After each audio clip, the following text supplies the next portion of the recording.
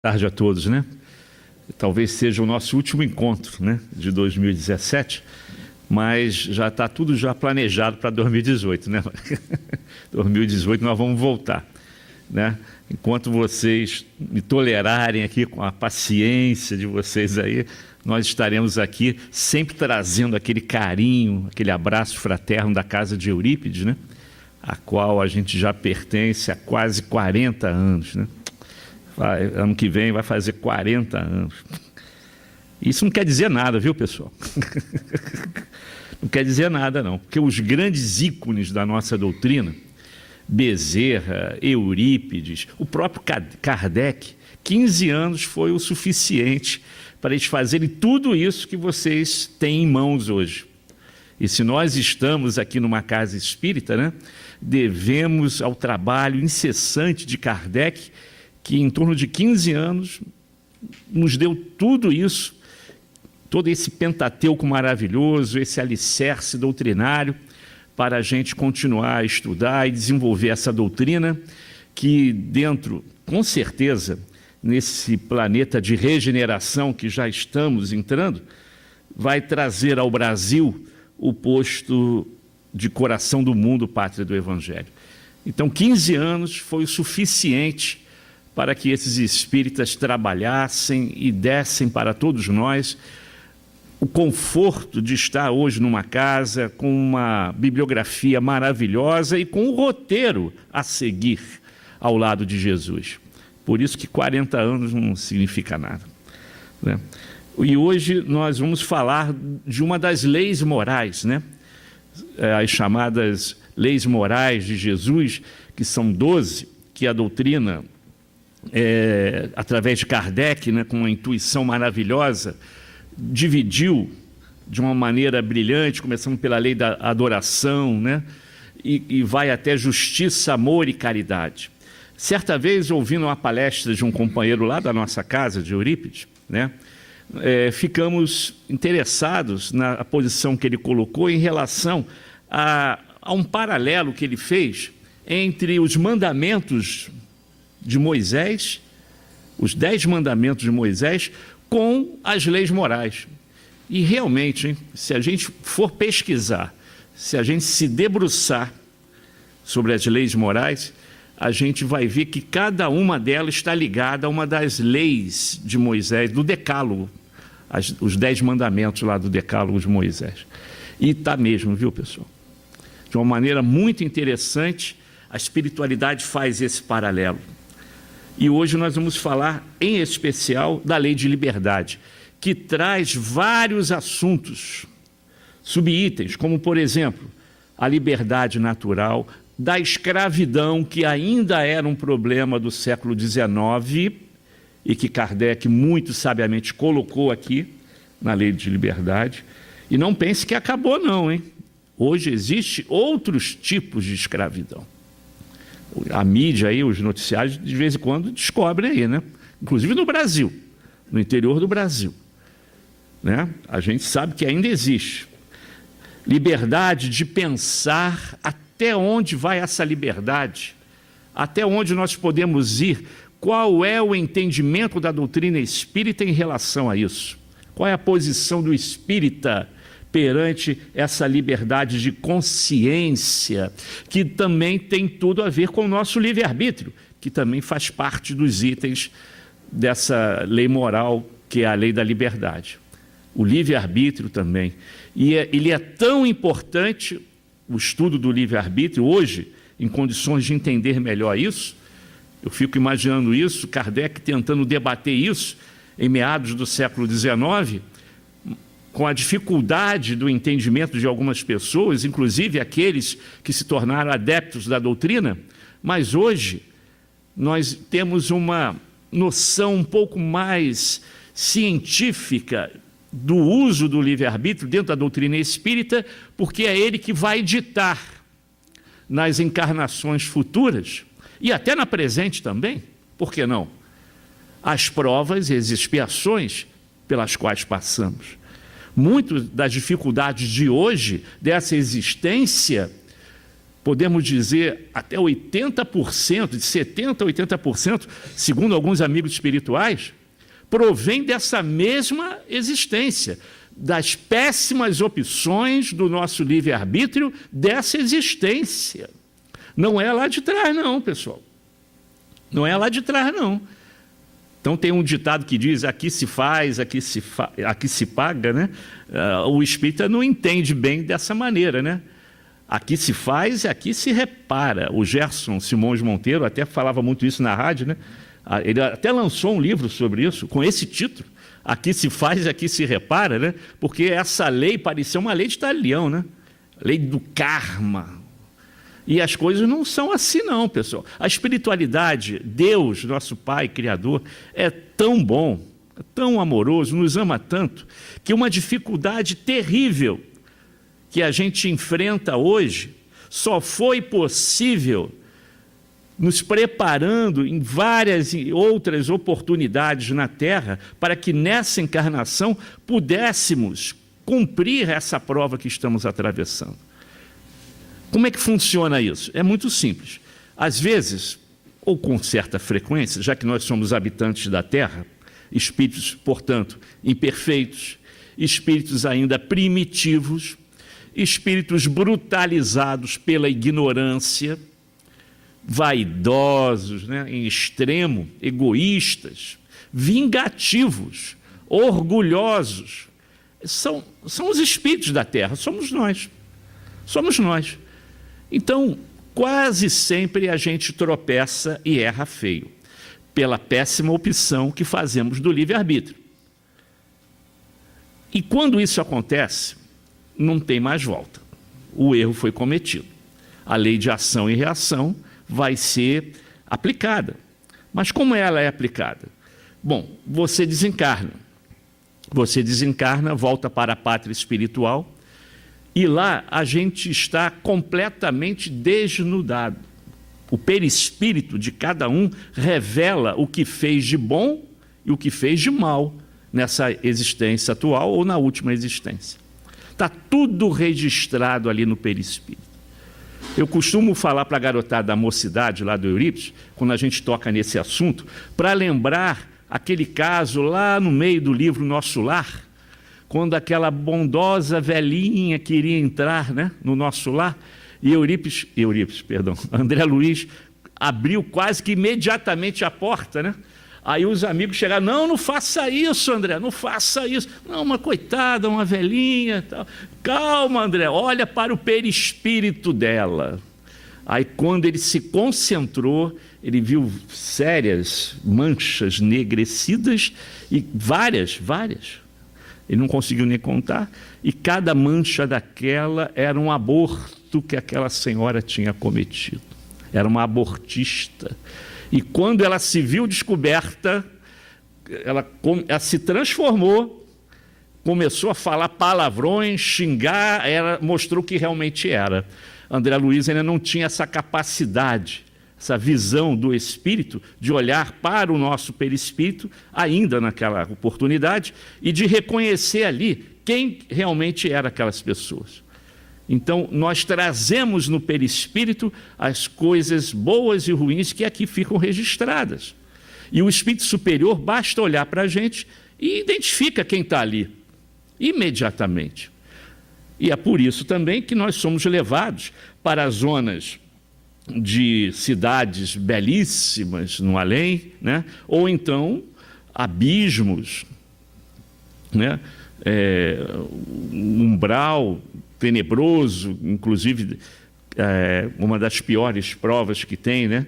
Que é o Vale dos Suicidas, que nós podemos testemunhar pelo livro da Ivone Pereira, o que acontece ali, né? Ou então em locais bem semelhantes, de acordo com aquilo que a gente gosta de realizar. Até porque a morte não muda nada. A morte não vai transformar ninguém em bonzinho ou malvado, em anjinho ou diabinho, não. Seremos no mundo espiritual o que somos aqui. A morte não muda nada. Então, os nossos gostos, prazeres, aquilo que nos apetece, aquilo vai continuar com a gente no mundo espiritual. Daí o fato de existirem determinados espíritos chamados obsessores, em que procuram, nos encarnados na Terra, um meio que facilite ainda os seus prazeres, seja no álcool, seja no tóxico, na alimentação excessiva, na bebida, no sexo. Então eles vão procurar literalmente um médium para poder tirar deles o prazer que eles não podem, porque eles já não estão mais encarnados, mas eles continuam desejando a bebida, a cocaína, o crack, e vão através das pessoas que gostam disso na Terra para se locupletarem. Então, no mundo espiritual, somos transparentes, abertos. E aí traz para aqueles espíritos que já estão no estágio de evolução moral um pouco mais ou menos brutalizada, que acredito que já somos nós, né? Que já estamos até mesmo numa casa espírita, chegamos a uma casa espírita, mas isso também não significa nada. Mas o que importa é que já estamos procurando um caminho para que possamos entender o porquê da vida, de onde eu vim, porquê que eu estou aqui, para onde vou. Então a gente já está começando a querer se transformar, a tal da reforma íntima que Jesus sempre pedia para a gente. Então estamos nessa fase. Eu acredito que ninguém aqui, com certeza, isso é com maior tranquilidade, ninguém aqui faz o mal por prazer. Fazemos o mal por ignorância, como Emmanuel diz, né? Por sermos crianças espirituais, erramos por ignorância, porque o nosso estágio evolutivo ainda é muito baixo. Eu repito, estamos num planeta de provas e expiações. O planeta Terra é caracterizado por trazer para cá espíritos da nossa condição, do nosso estágio evolutivo, muito ainda brutalizado. Mas quando a gente começa a botar a cabeça fora da casca do ovo e entender que a gente tem que se melhorar, a gente chega no mundo espiritual com esse sentimento e com uma vergonha terrível por saber que os espíritos superiores nos conhecem. E devido a essa vergonha, a gente pede quase que imediatamente reencarnações, ou a próxima, se possível, para poder resolver todos os nossos problemas. Só que são muitos, pessoal. É muito mesmo. E uma encarnação só não é suficiente. E nós não iríamos aguentar. Mas não iria mesmo. Uma prova um pouco mais difícil, a gente ainda estremece. É por isso que temos ao nosso lado o nosso guia espiritual, o mentor, o anjo guardião, o nome que queiram dar, que está ali do nosso lado, para nos intuir para as boas opções do livre-arbítrio. Ele está sempre ao nosso lado. E a gente, às vezes, esquece dele, né? Até nas nossas preces. A gente pede por todo mundo, mas esquece do nosso anjo guardião, aquele amigo de outras eras que está do nosso lado desde o nosso nascimento. É o trabalho voluntário que ele pediu por nos amar, por querer nos ajudar, desde o nosso nascimento de cada um de vocês.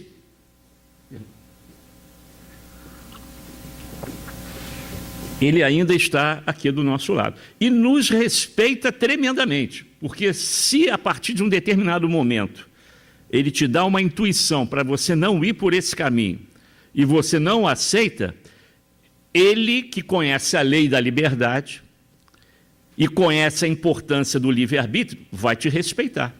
Bom, ele no sonho, muitas vezes no sonho você sai do corpo e ele conversa contigo. Abertamente, por que você não pode ir por aquele caminho? Mas o livre-arbítrio é seu. Se você quiser ir, ele vai respeitar. Como a gente vê muitos que entram no mundo do tóxico, né? E muitos deles não têm volta. Ah, eu sei, eu sou dono do meu corpo, eu sei o meu limite, eu sei até onde posso ir. O pessoal que já é alcoólatra e não sabe, acha que bebe socialmente. Eu sei até onde eu posso beber, não sabe nada. Porque o espírito obsessor precisa daquilo e vai tirar dele o máximo que pode dar. E muitas vezes ele vai cair. E o espírito amigo, o espírito guardião, vai te respeitar. Ah, você não quer minha ajuda? Tudo bem, eu não vou forçar a barra. Ele vai dar 2 passos atrás, mas não vai te abandonar. Porque ele sabe que você vai cair na primeira esquina. Mas quando você cai, quem que está ali para dar a mão para levantar? É ele. Então ele não nos abandona, como Jesus não nos abandona. Deus nunca nos abandonou. Nós é que esquecemos dele. Por vaidade ou por orgulho, achamos que não precisamos dele. Por isso é que vem a dor.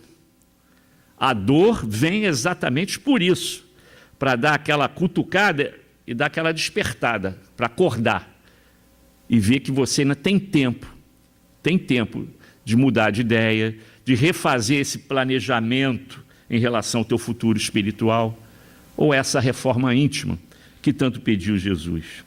Nesse capítulo também fala da fatalidade do conhecimento futuro. Então nós vamos pegar uma questão de cada item desse, porque o capítulo é grande, dá para fazer um seminário sobre ele. Então nós vamos pegar apenas algumas questões, principalmente no âmbito da liberdade natural, da consciência, do livre-arbítrio. Então Kardec começa logo perguntando assim: haverá no mundo posições em que o homem possa jactar-se de gozar de absoluta liberdade? Será que eu tenho liberdade total? Eu sou realmente aqui na Terra um homem totalmente livre? Olha o que os amigos espirituais responderam: não, não, porque todos precisais um dos outros, assim os pequenos como os grandes. Ninguém pode dizer que é autossuficiente, que já sabe tudo, que pode dirigir a sua vida sozinho. Isso é vaidade, pessoal. Isso é vaidade que a gente ainda traz, né, como característica de espíritos do planeta Terra. Todos nós, seja o homem mais rico do planeta, até o mais pobre, o mais saudável, ao mais doente, todos precisam de uma mão amiga. Ninguém consegue viver. Até mesmo ao se levantar, tomar o seu café da manhã, quem colocou, quem fabricou, quem plantou as frutas, verduras, o trigo para o pão, ou as frutas que deram origem ao suco, ou a semente que deu origem ao café, os animais que deram o leite para se colocar na mesa, nas suas refeições diárias. Pura vaidade do ser humano. Nós precisamos sempre de uma mão amiga para orientar. E nos momentos mais difíceis da nossa vida é que damos valor a isso. Quando a gente cobra: puxa vida, eu estou tão doente, estou aqui no hospital, ninguém veio me visitar. Ué, você não queria ninguém ao teu lado, mas as pessoas estão orando por você. Ah, mas ninguém vem aqui falar comigo. Já tive casos assim. Ninguém veio aqui, você não ia procurar ninguém. Não gostava de receber ninguém. A casa não estava aberta para ninguém. Nunca foi visitar alguém que estava na mesma situação que a dele. Como é que ele queria que esse efeito de ação e reação acontecesse com ele? Então a gente tem que ver isso também. E isso é bom que aconteça, sim, para que a gente possa valorizar as coisas simples, as coisas do dia a dia, né, o valor verdadeiro da amizade. Isso aí é muito importante.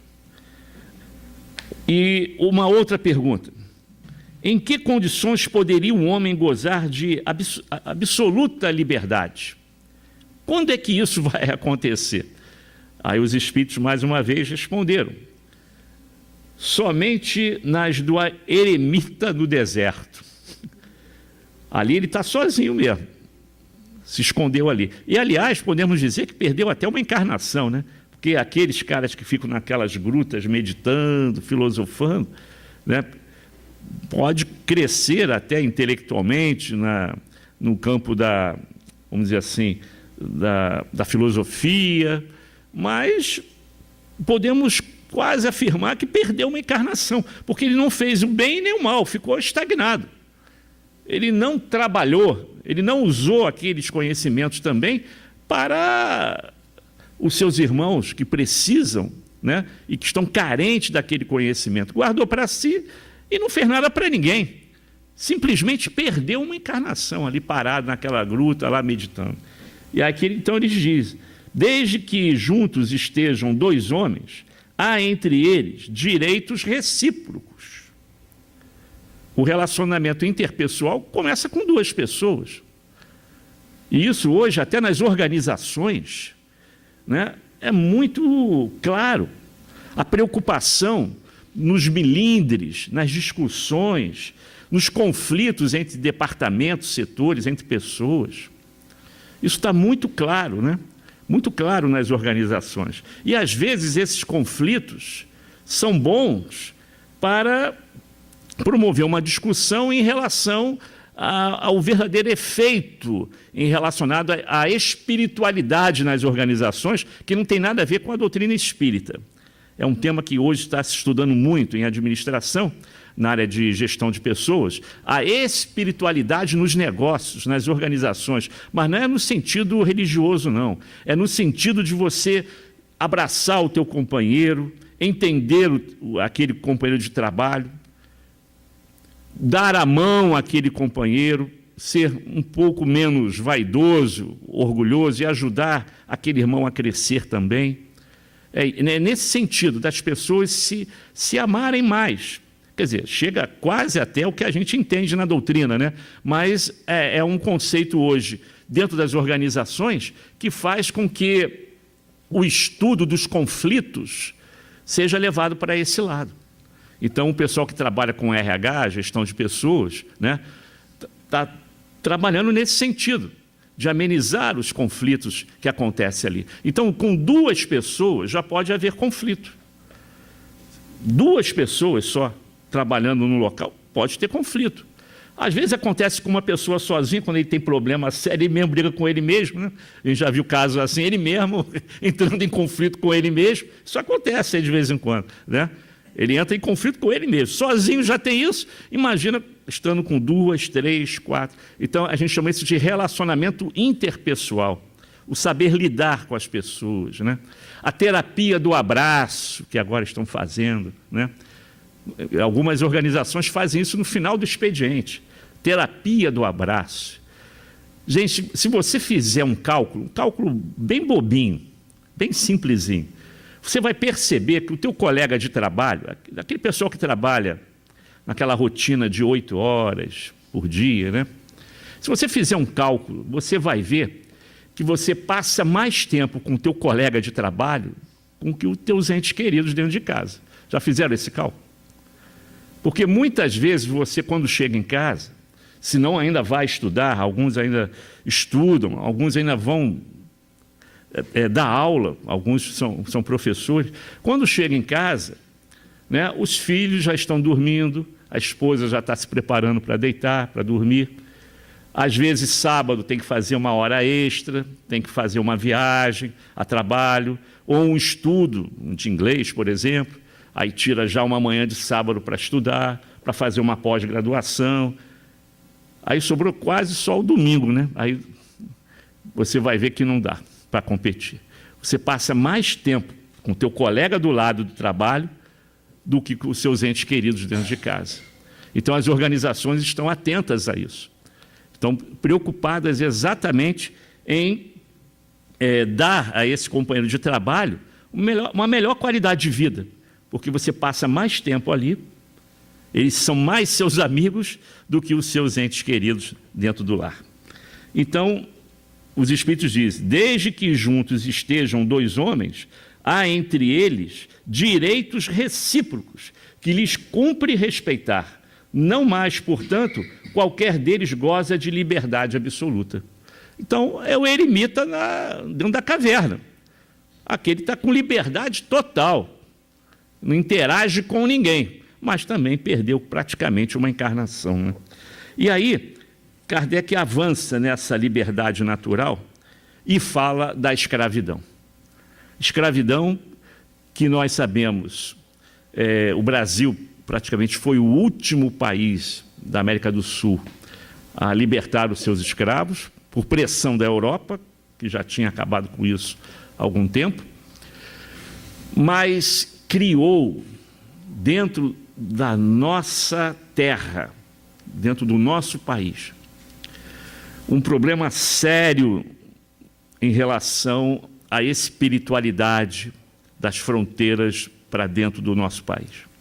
Não só a escravidão, devido à lei de ação e reação. O direito do escravo, entre aspas, de se tornar obsessor do senhor de engenho, que hoje está em outra encarnação, ou daquele capataz que o maltratava por prazer, ou de alguns paroquianos da igreja, se não padres, que aceitavam o conceito inicial de que o negro não tinha alma. E isso fez com que a atmosfera espiritual do nosso país, coração do mundo, hein? Pátria do Evangelho, se tornasse um oásis de espíritos rancorosos, buscando a vingança em relação àqueles que tiraram da sua terra, trouxeram para cá, maltrataram e mataram de forma cruel.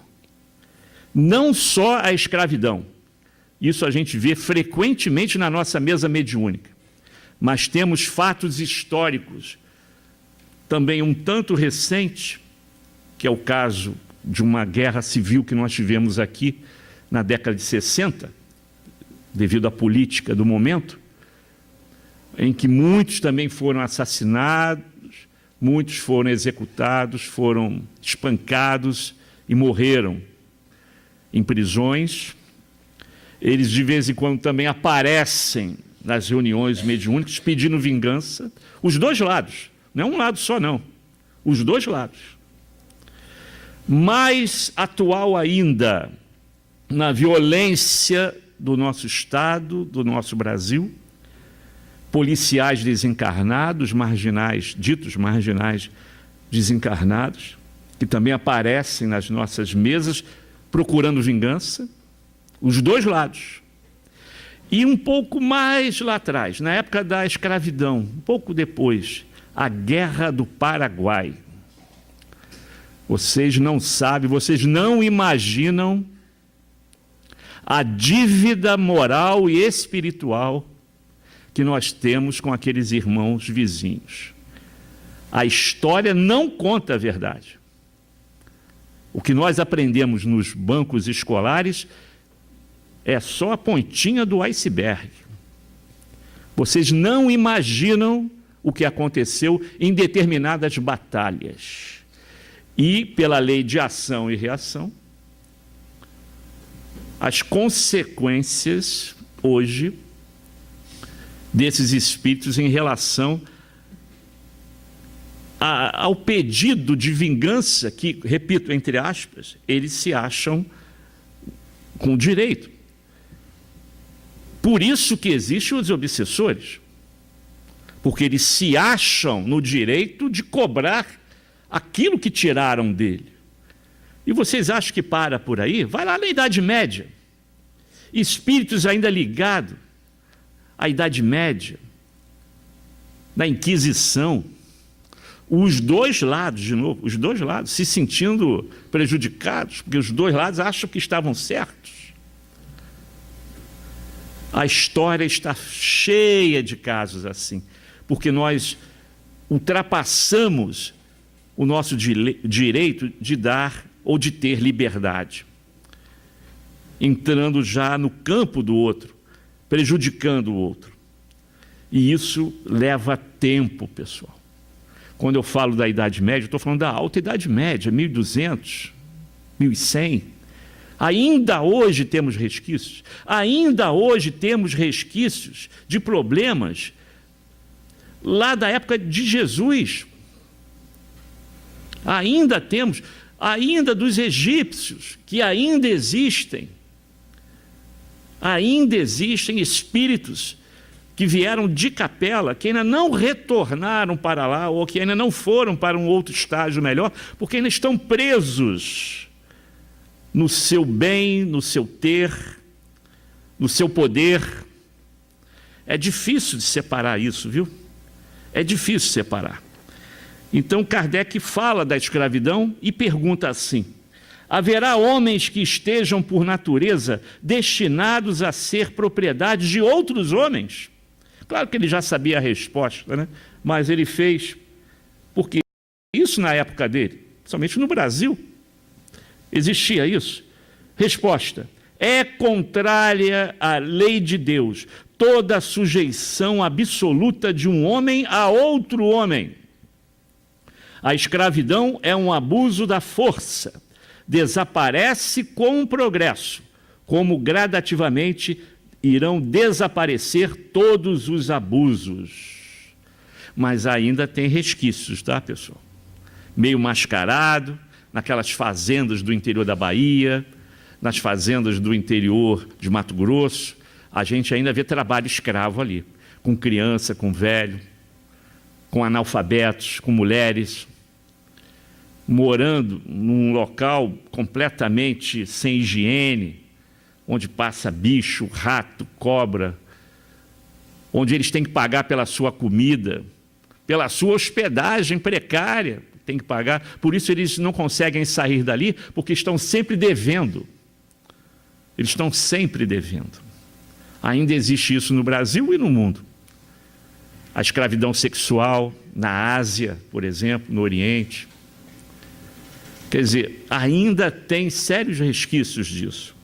Mas sabemos que com a chegada de um planeta de regeneração, espíritos que ainda teimam em fazer tal coisa, aquele lance que eu falei do bem, fazer o bem por ignorância, que é o nosso caso. Fazemos o mal, fazemos o mal por ignorância, porque nós não temos ideia das consequências da nossa palavra, de como a nossa palavra mal colocada pode afetar um companheiro, pode magoar um companheiro. Um gesto infeliz também. O WhatsApp, né? Se existe hoje obsessor à distância, é o WhatsApp, né? Poxa, é invenção do demônio, né, cara? O WhatsApp. Se você tirar 10% de coisa boa ali, é muito, né, cara? Veio para perturbar, para criar inimizade. Então agora vai vir a política aí, vai vir as eleições, a gente vai ver aquilo tudo de novo. Pessoas amigas que vão brigar por causa do partido A e B, dentro de grupos espíritas, hein, pessoal? Dentro de grupos espíritas. Vão ficar magoados com o que escreveu, não vão se falar mais. Eu só tenho WhatsApp por causa da faculdade, eles me pediram. E eu, por ignorância, na área de TI, eu pensava que eu só ia ter contato com a minha faculdade. Quando eu vejo no dia seguinte, um monte de gente no meu celular. Caiu o último, caiu o último valente, aí, o último invicto do WhatsApp. Eu não sabia que era assim. Todo mundo podia, né? Todos aqueles contatos que a gente tem no telefone celular estão no WhatsApp. Eu não sabia, olha para a minha ignorância, né?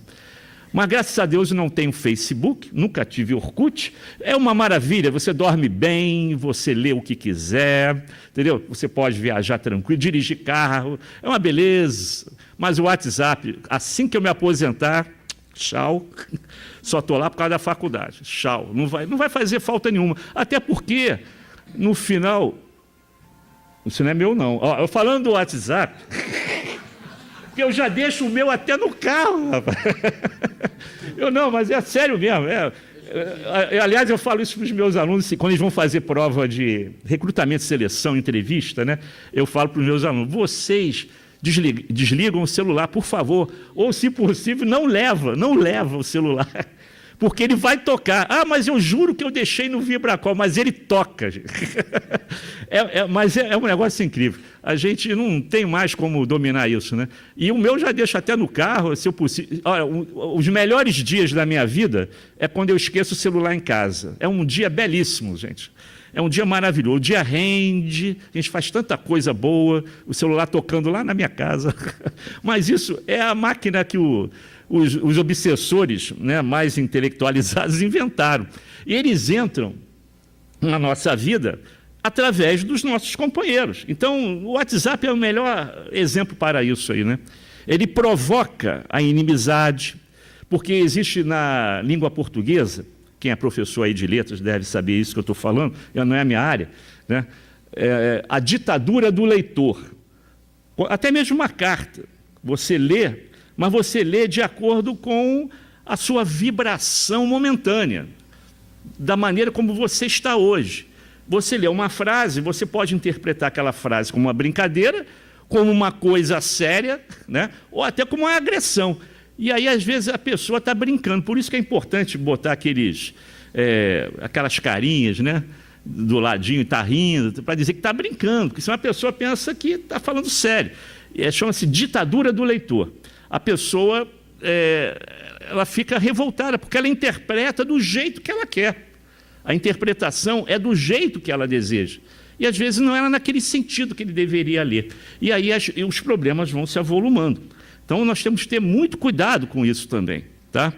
E, como eu estava dizendo, há alguns anos atrás, alguns séculos atrás, inventaram um negócio chamado telefone mesmo, para você falar com a pessoa. Hoje ninguém usa mais o telefone para isso. Usa para tirar fotografia, para passar e-mail, né? Mas para telefonar ninguém usa mais, não.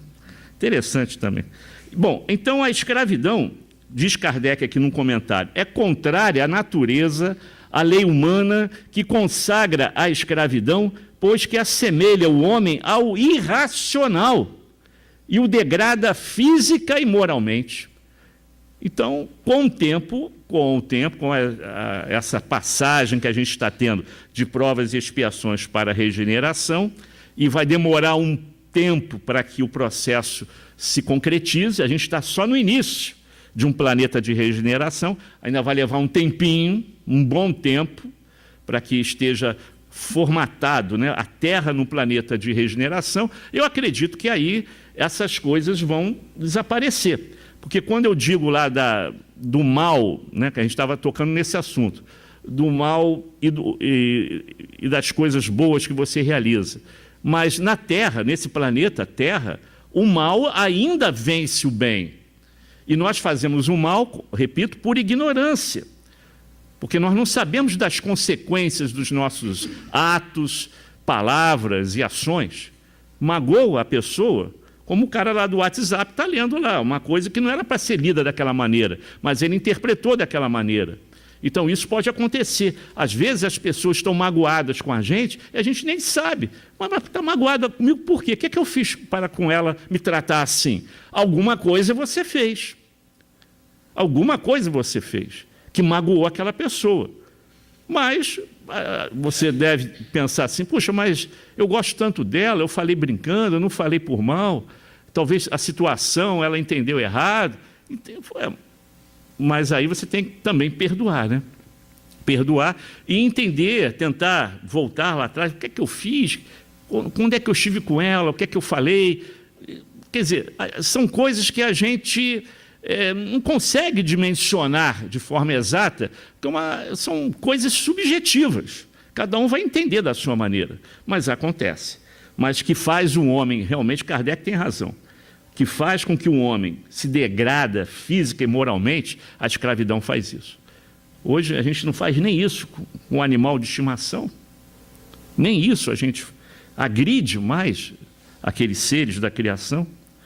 E aí Kardec entra imediatamente na liberdade de consciência, liberdade de pensar e liberdade de consciência, dizendo assim, será a liberdade de consciência uma consequência da liberdade de pensar? Porque antes ele flertou com isso, né?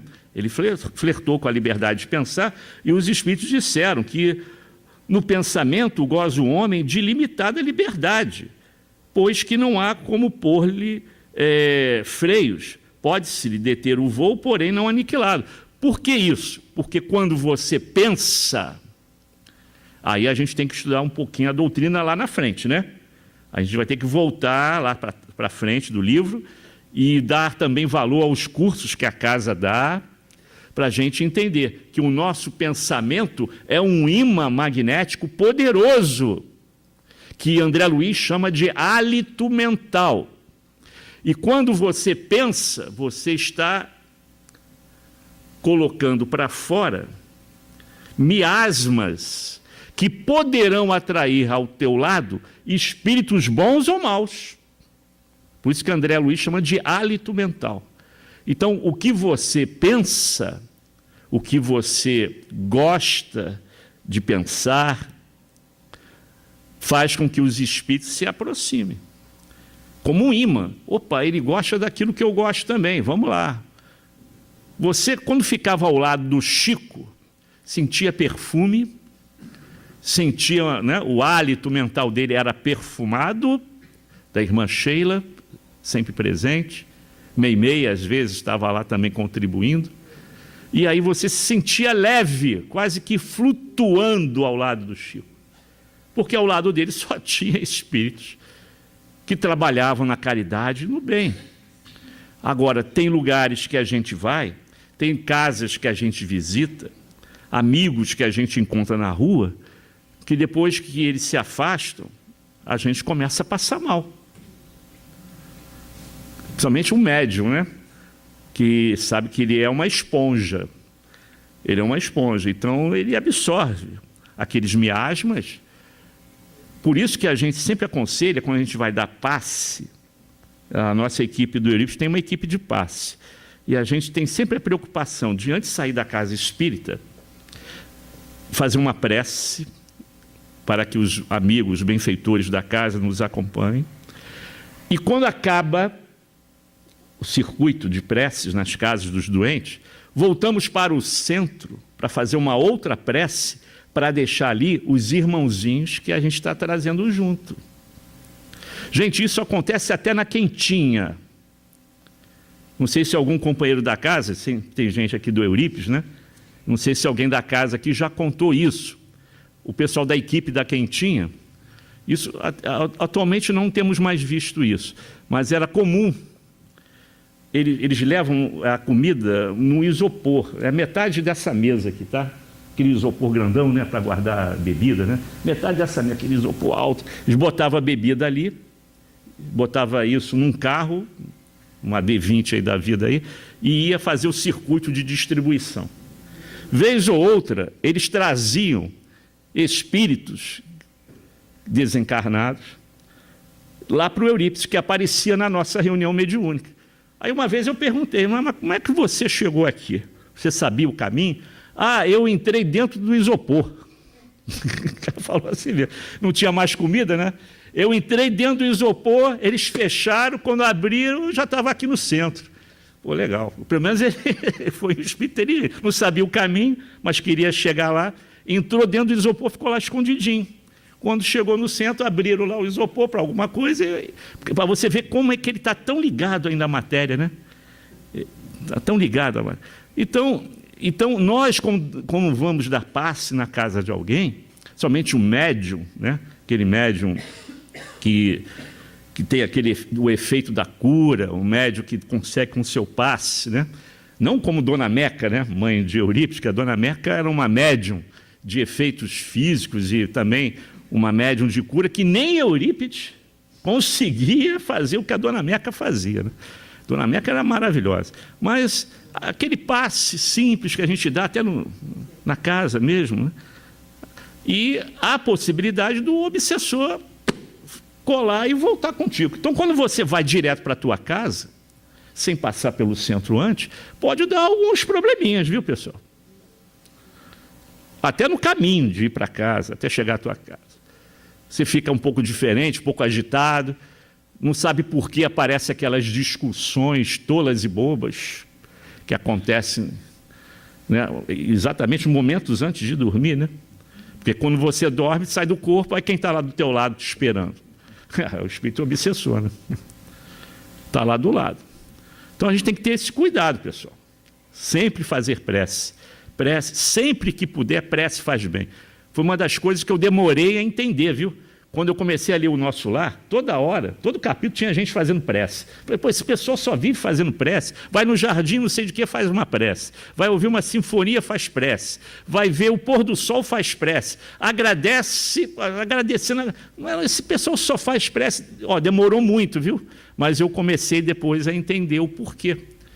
Sempre que puder, agradeça os momentos que você tem, a vida que você está tendo, a família que tem, o emprego ou a falta deste, porque nada é por acaso, tudo tem uma finalidade de ser. Aproveite ao máximo a tua existência na prática da caridade, porque se existe inferno, que nós sabemos que não existe, mas se existe inferno, é a gente chegar no mundo espiritual, vendo aqueles espíritos superiores olhando para o nosso perispírito, e vendo ali, poxa, esse cara deixou de trabalhar porque ficou em casa vendo televisão.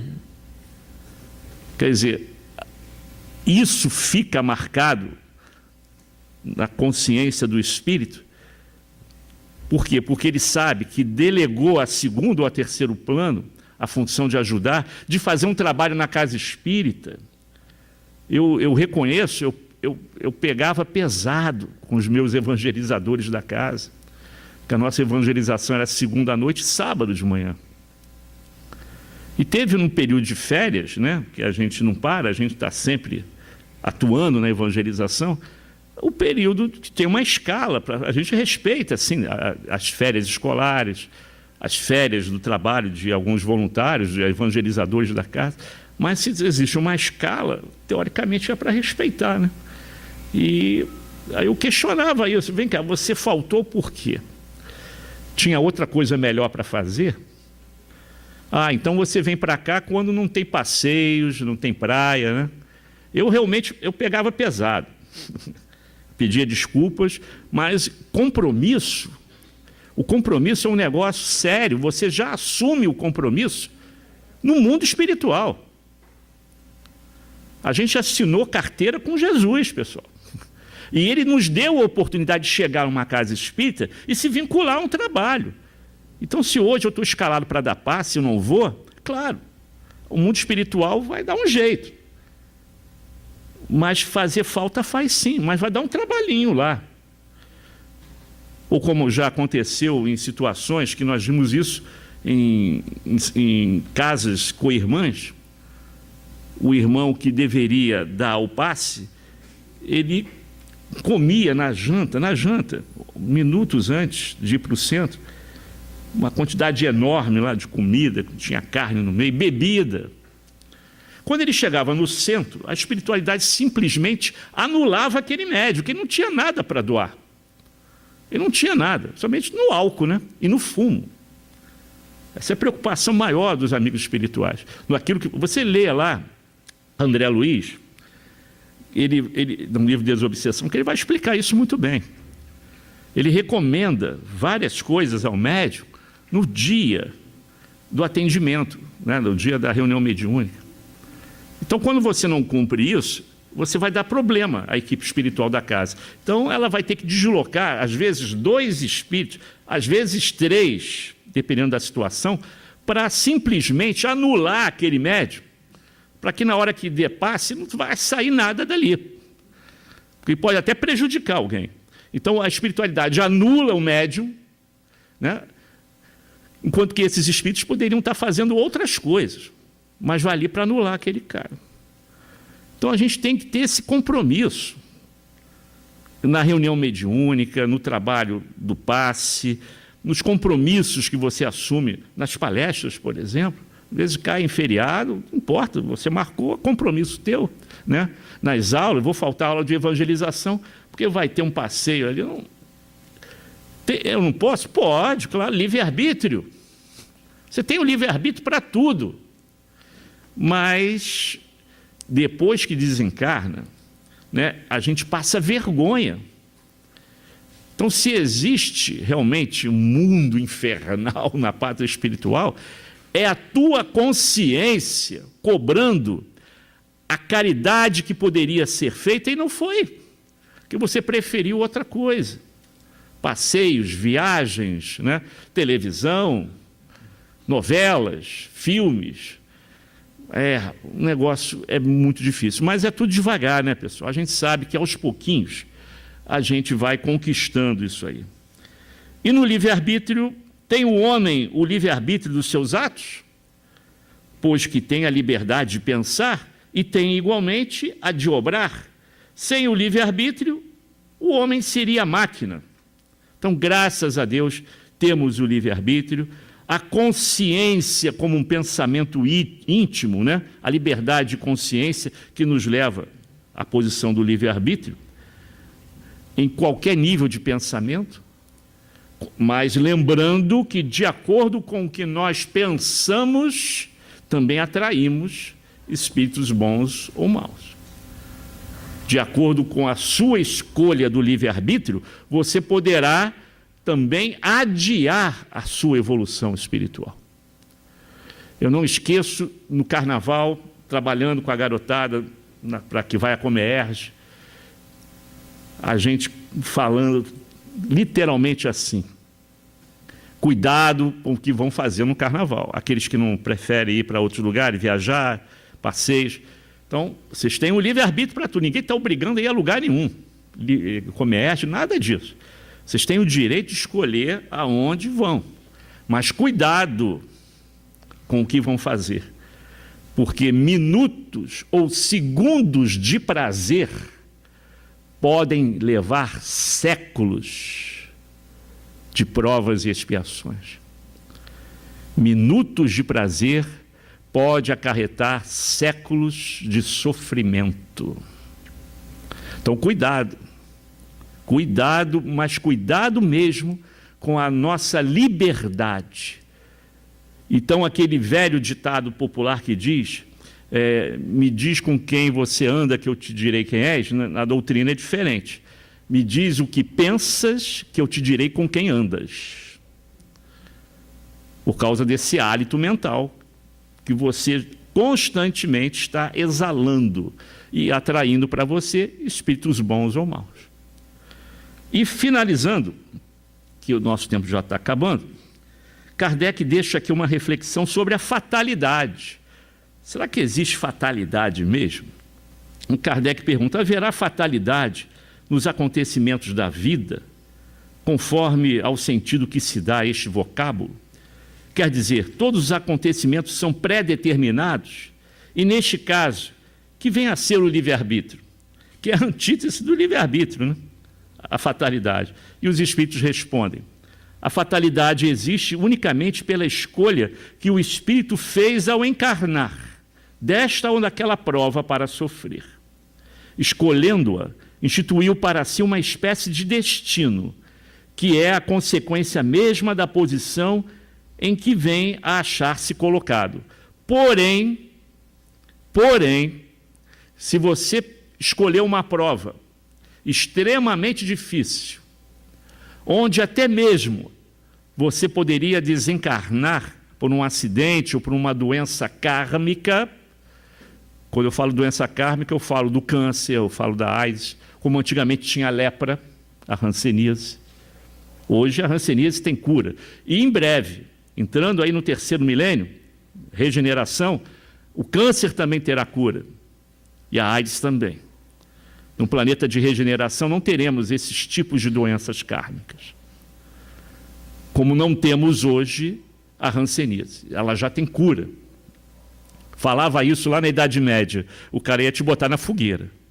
E hoje nós sabemos que em breve, e já está muito próximo, a cura do câncer, que nós chamamos de doenças kármicas, que são doenças para limpar o perispírito daqueles que estão adoentados por essa doença, para terem a permissão de continuarem a reencarnar no planeta Terra do 3º milênio.